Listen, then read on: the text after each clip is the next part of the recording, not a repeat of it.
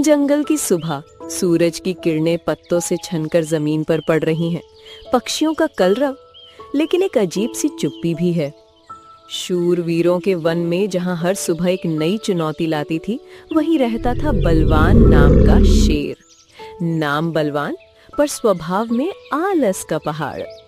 उसका सिंहासन, जिसे उसने अपनी दहाड़ से नहीं बल्कि चालाकी से पाया था, अब खतरे में था। शिकार का नाम सुनते ही उसे उबासी आ जाती थी। जंगल के बाहरी छोर पर एक गधा घास चर रहा है। वो सीधा है, पर उसकी आंखों में एक अजीब सी चमक है, कुछ पाने की चाहत। वहीं गांव से आया सीधा नाम का गधा जंगल के किनारे अपनी दुनिया में मस्त था। सीधा मेहनती था, पर उसकी सबसे बड़ी कमजोरी थी मान्यता की भूख। उसे लगता था कि अगर कोई उसकी सराहना करे तो उसकी जिंदगी सफल हो जाएगी। अचानक पत्तों के पीछे से एक गहरी आवाज आती है। सीधा चौकन्ना हो जाता है। कौन हो तुम जो मेरे राज्य के इतने करीब इतनी बेफिक्री से घूम रहे हो? मैं सीधा हूँ महाराज। मैं तो बस घास चर रहा था। सीधा?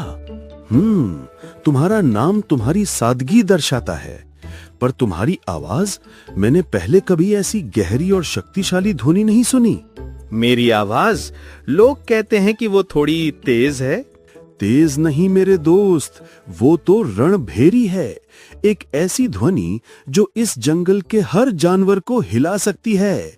क्या तुम जानते हो सीधा, तुम अपनी इस आवाज से पूरे जंगल में जानवरों को नियंत्रित कर सकते हो, उन्हें अपनी इच्छा से कहीं भी ले जा सकते हो। नियंत्रित? पर कैसे? मैं तुम्हें जंगल का ध्वनि सेनापति बनाऊंगा। जब मैं कहूं, तुम अपनी शक्तिशाली आवाज से सबको डराओगे और वे डरकर एक गुप्त भय कुंड या संकरी घाटी की ओर भागेंगे। वहां मैं उनका इंतजार करूंगा। ये एक गुप्त मिशन है जो सिर्फ तुम और मैं जानते हैं। क्या तुम तैयार हो इस महान जिम्मेदारी के लिए? हाँ महाराज, मैं तैयार हूं।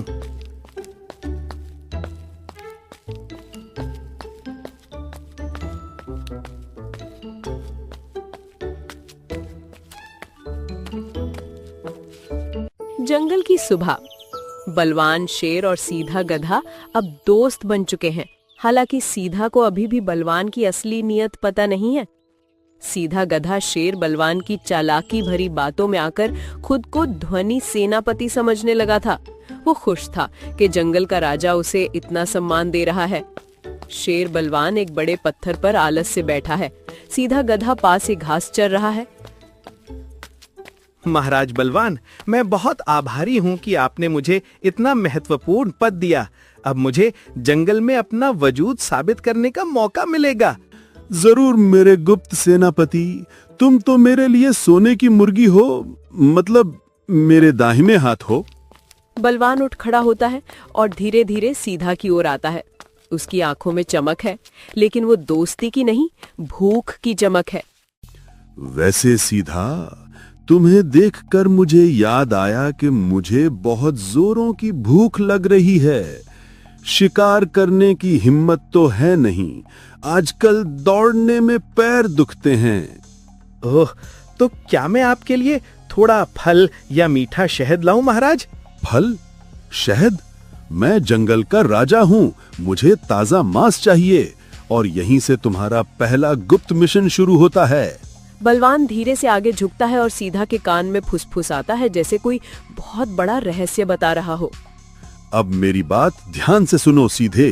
तुम जंगल के अंदर जाओ, किसी घनी जगह पर छिप जाना और फिर अपनी वो शक्तिशाली आवाज निकालना, जितना जोर लगा सको।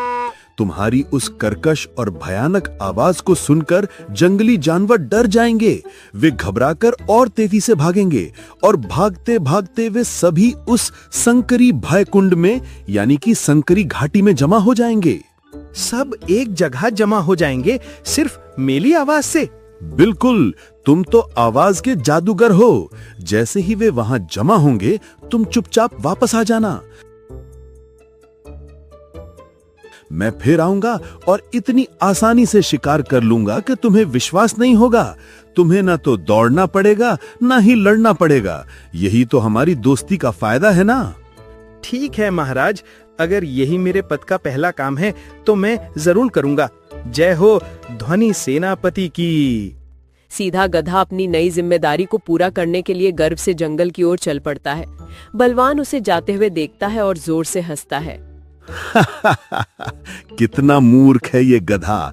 आज से शिकार के लिए मेरा वॉइस बॉम्ब तैयार है। अब मुझे जरा भी मेहनत नहीं करनी पड़ेगी। पहला मिशन सफल होता है और बलवान को बिना मेहनत के ढेर सारा शिकार मिल जाता है। सीधा को लगता है कि उसने महान काम किया है, पर धीरे धीरे बलवान की असली बातें उसे पता चलने लगती हैं। कुछ दिन बीत जाते हैं। सीधा रोज बलवान के कहे अनुसार जोरदार रैंक लगाता। जानवर डर कर घाटी में जमा हो जाते और बलवान आसानी से शिकार कर लेता। सीधा अपनी नई भूमिका में मग्न था। उसे लग रहा था कि वो सचमुच जंगल का एक महत्वपूर्ण हिस्सा बन गया है। पर एक दिन बलवान की असली नीयत बाहर आ गई। बलवान एक बड़े शिकार के बाद अपनी भूख मिटा चुका था। सीधा उसके पास आता है। महाराज, आज मेरा काम कैसा रहा? क्या मेरी आवाज ने उन्हें खूब डराया? संदार मेरे ध्वनि यंत्र, तुम सचमुच लाजवाब हो। पर अब चुप रहो, तुम्हारी आवाज सचमुच कान फाड़ने वाली है। कान फाड़ने वाली? आप मेरी आवाज को रणभेरी कहते थे। रणभेरी?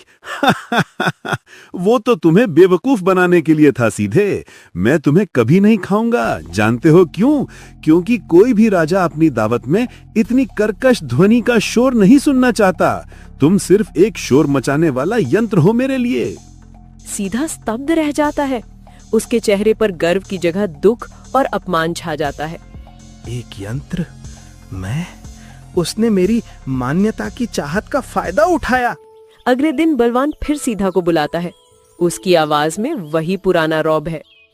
ध्वनि सेनापति, आज का मिशन जल्दी करो, मुझे भूख लगी है। माफ करना महाराज, मेरी शक्तिशाली आवाज ने अब बुद्धि की गर्जना सीख ली है। मेरा गला अब जंगल के लिए एक बेहतर काम करेगा। क्या मतलब? तुम मेरी बात मानने से इनकार कर रहे हो? नहीं महाराज, मैं आपको एक नया और रोमांचक शिकार दिलाने जा रहा हूँ। ऐसा शिकार जिसे देखकर आपकी आंखें चमक उठेंगी। पर इस बार आपको अपनी खुद की ताकत का इस्तेमाल करना होगा। बलवान हैरान हो जाता है। सीधा जंगल के बाहर जाता है और कुछ देर बाद एक विशाल गुस्सैल जंगली सांड को अपने पीछे ले आता है। सांड की आंखों में लालिमा है और उसके सींग तीखे। देखिए महाराज, मैंने आपके लिए क्या लाया हूँ। ये रहा आपका आज का चैलेंज। ये कोई डरा हुआ हिरन नहीं, ये है असली बलवान। सांड जैसे ही शेर को देखता है वो जोर से गुर्राता है और उसकी हुंकार से पूरा जंगल कांप उठता है। सांड को देखकर उसकी आंखें फैल जाती हैं, उसका रंग उड़ जाता है। ये क्या है? सीधा, तुमने ये क्या किया? मैंने वही किया महाराज जो एक ध्वनि सेनापति को करना चाहिए था। मैंने आपको एक वास्तविक चुनौती दी है।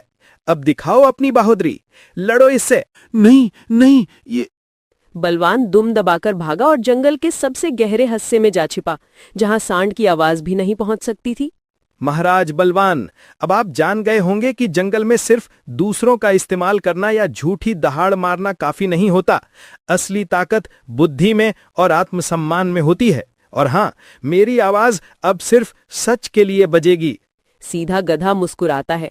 वो सांड को वापस गांव भेज देता है और खुद भी उस चालाक शेर से हमेशा के लिए दूर चला जाता है। अब वो अपनी मेहनत और आवाज का इस्तेमाल अपने भले के लिए और अपनी शर्तों पर करता है। बच्चों, अगर आपको हमारी कहानी पसंद आई हो तो लाइक करो और सब्सक्राइब जरूर करो।